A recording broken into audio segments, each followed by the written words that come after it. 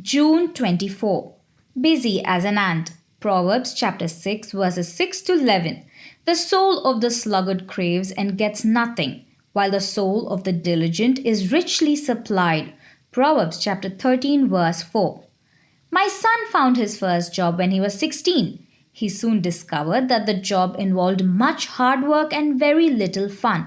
He had to cut grass, wash windows, and do other maintenance jobs at a motel.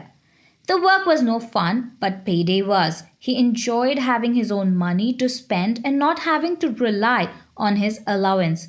In today's Bible reading, we are told to pattern our work habits after those of an ant.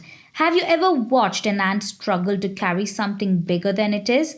Ants work very hard and are rewarded in the winter by having plenty to eat.